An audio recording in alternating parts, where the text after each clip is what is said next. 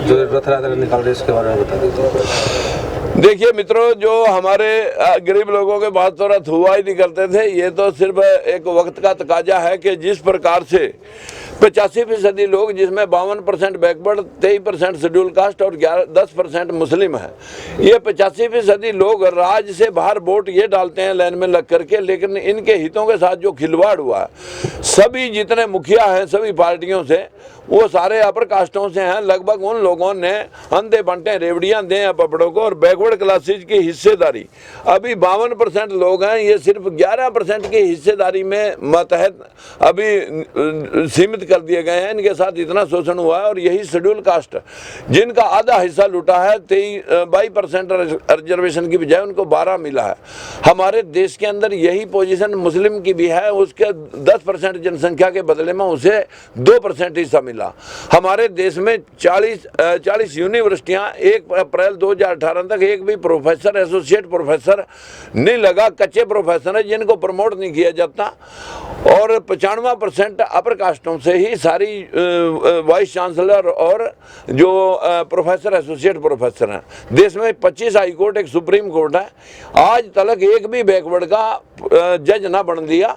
और इसी तरह से देश में सैकड़ों मिलिट्री की रेजिमेंटें हैं, किसी कुमार, लोहार, सैनिक, गुज्जर, यादव, चमार की कोई रेजिमेंट नहीं है।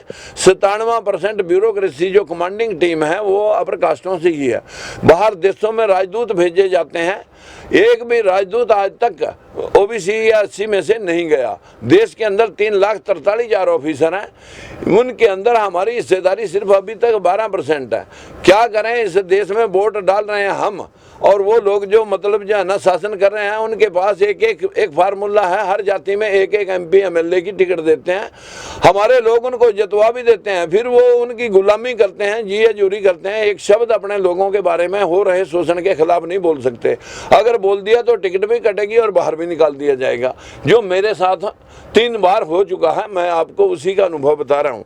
हमारे देश के अंदर जो पिछले दिनों हरियाणा के अंदर आगजनी हुई थी, एक ही समाज के 5 मुख्यमंत्रियों ने अपने लोगों को आपके सामने 68,000 नौकरी ये दे रखी है 2.5%, और 69,000 लोगों ने जात छुपा ली थी। जब सुप्रीम हाई कोर्ट ने डंडा दिया कि किस जात के कौन लोग हैं, तो आपके सामने सारे के सारे उसी जाति से निकले जिनके पास ज़्यादा नौकरी थी।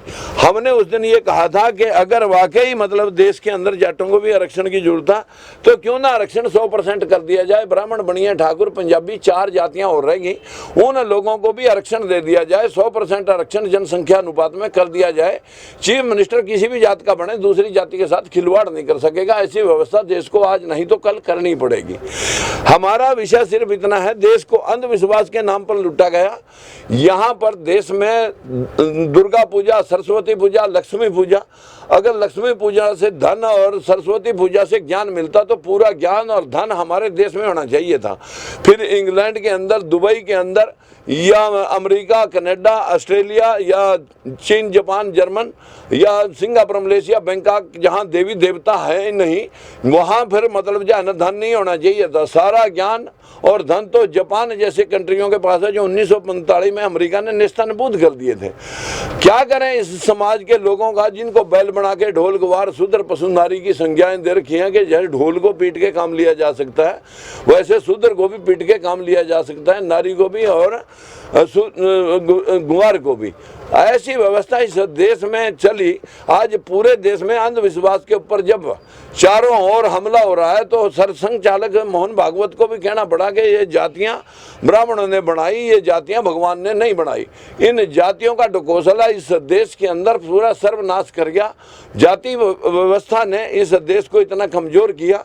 अगर वाकई हम अपने देश के संविधान को लागू करते तो सबके हित सुनिश्चित होते हैं। सर, एयरपोर्ट का मामला काफी गरमाया हुआ है, तो इसको लेकर देखिए, ये तलवंडी राणा के अंदर भी जो है चाचा भतीजे के अंदर तलवंडी राणा के अंदर मैं कल गया था समर्थन देने। हकीकत में वहाँ के लोगों को गुमराह किया गया कि ये इंटरनेशनल एयरपोर्ट है, जबकि इंटरनेशनल एयरपोर्ट तो जेवर में चला गया। हमारे यहाँ तो डोमेस्टिक एयरपोर्ट है, और इस डोमेस्टिक एयरपोर्ट के आजू बाजू की जमीनें उन्हें पौने दामों पर दुष्यंत चौटाला के परिवार ने खरीद रखी हैं, और सारी इंडस्ट्री ठप होगी। लोग 25 किलोमीटर घूम के शहर में आएंगे।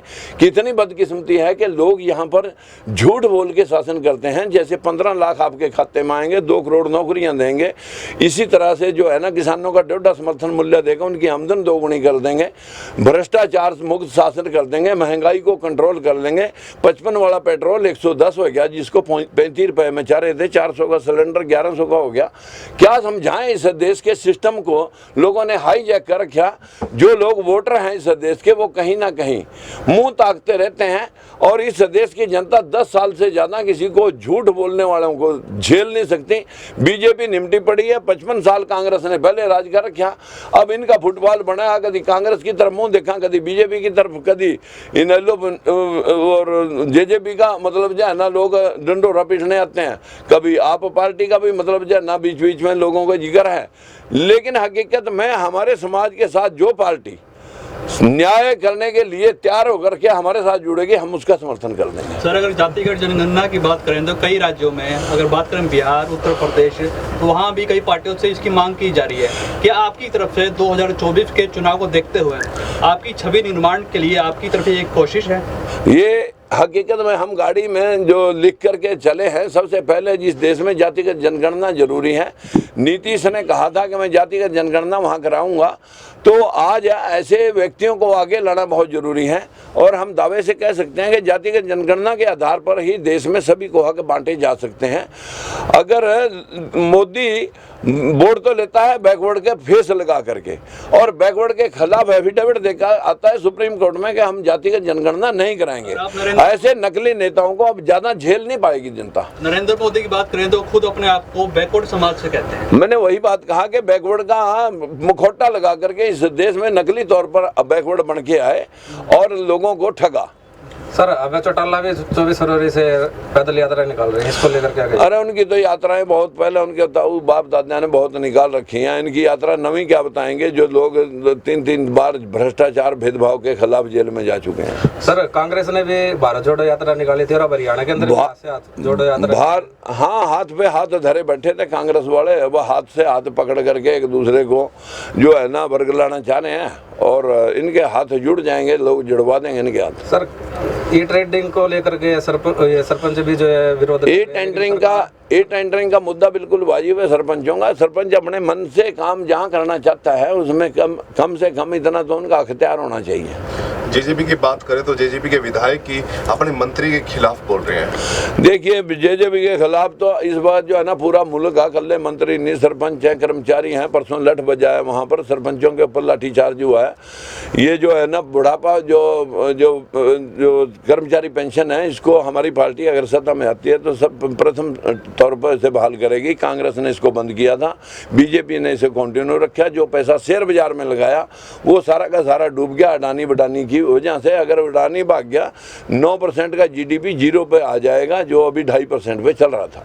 2024 सर आपकी तैयारी क्या रहेंगी? हमारी तैयारी जो है ना, ये तैयारी का ही दूसरा रूप है। पार्टी के साथ गठबंधन, देखिए वो वक्त बताएगा, अभी इसके बारे में कुछ नहीं कहूँगा। सर, ओम प्रकाश चौटाला भूपेंद्र सिंह हुड्डा से मिलने गए थे, क्या कांग्रेस के साथ? उनको तो पीड़ा ये है कि माल मिलना चाहिए खाने के लिए, उनको कोई गुरेज नहीं है। जिस हुड्डा को कहा था इसने मेरे को अंदर करवाया, आज ये कैसे कह रहा है कि उसके साथ मैं समर्थन करूंगा।